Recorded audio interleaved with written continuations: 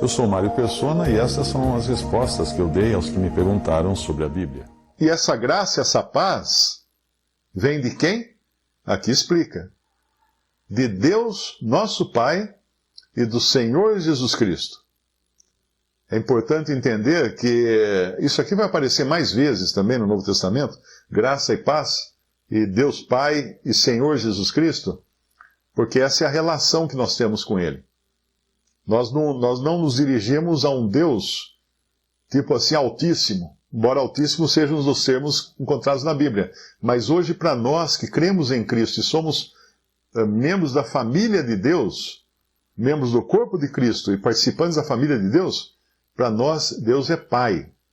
Nós não chamamos Deus de Elohim ou de qualquer coisa, chamamos Deus de Pai. Pai. Quando o Senhor Jesus ensinou o Pai Nosso, ele falou, como é que começava? Pai Nosso. Então Deus é Pai. Você vai encontrar aí na internet hoje uma infinidade de sites e vídeos e conversa mole de que você não pode chamar Deus de Deus, você tem que chamar de outra coisa, e Jesus não pode chamar de Jesus, porque não existia o J no grego, era I, e tatati, tatatata. Eu sempre respondo da seguinte maneira. Claro que Deus é Pai, né? E Jesus é Jesus. E para nós, Jesus é Senhor. Eu me dirijo a Ele como Senhor. Agora, eu sempre respondo o seguinte: se eu estivesse numa praça, quando pequeno, e eu me perdesse na multidão, e quando desse por mim e pensasse, ai, me perdi, cadê meu pai? E eu desse um berro, pai! Ia ter um homem naquela praça que imediatamente reconheceria o meu chamado e viria correndo para me ajudar. Quem? Meu pai. Porque ele reconhecia que era eu e o filho dele, porque eu chamei ele de pai. Todo mundo naquela praça tinha pai. Mas o meu chamado de pai era pessoal. E ele sabia quem estava chamando. Então é uma bobagem muito grande alguém achar que porque você não falou em hebraico para se dirigir na sua oração, ou porque você não falou em grego para falar o nome de Jesus, você não foi atendido. Meu filho, que Deus é esse aí, tão pequenininho que você está seguindo, hein? Tão pequenininho que não consegue identificar a voz de um filho seu. E se eu fosse gago?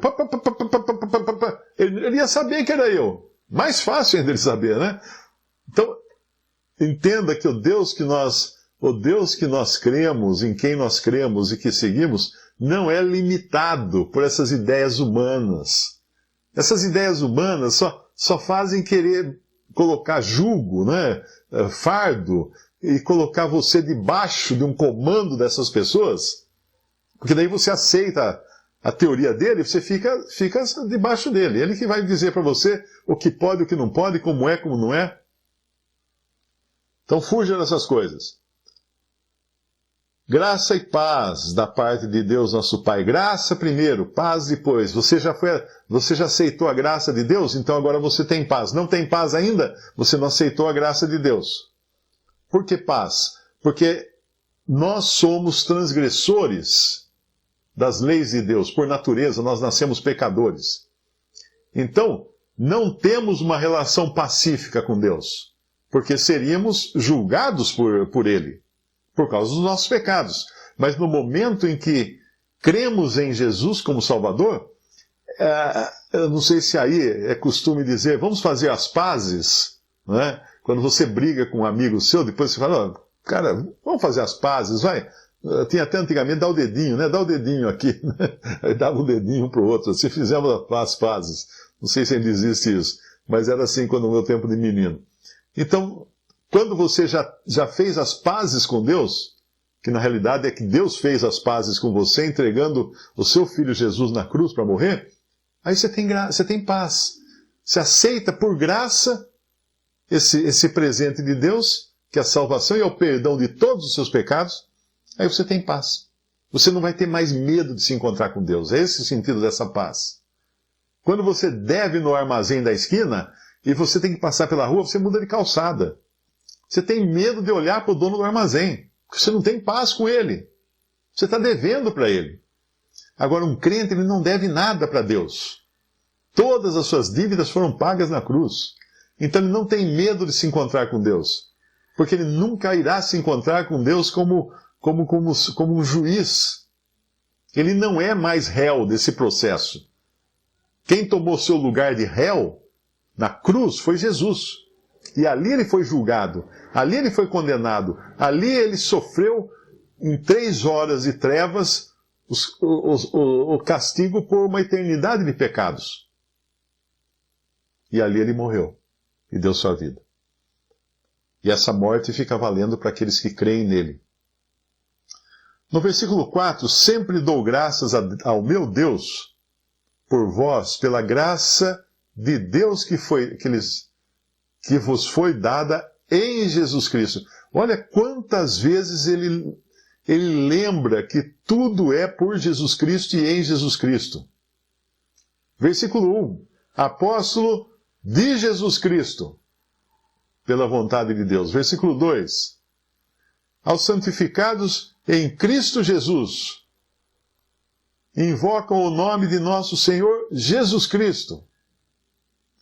Graça e paz da parte de Deus, nosso Pai, e do Senhor Jesus Cristo. Sempre dou graças, meu Deus, por vós, pela graça de Deus que vos foi dada em Jesus Cristo.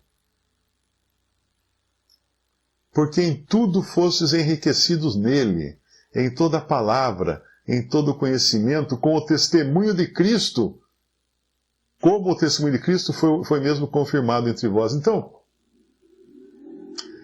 a base de toda a vida cristã, a base da salvação, da vida cristã e da ocupação eterna do cristão é Cristo.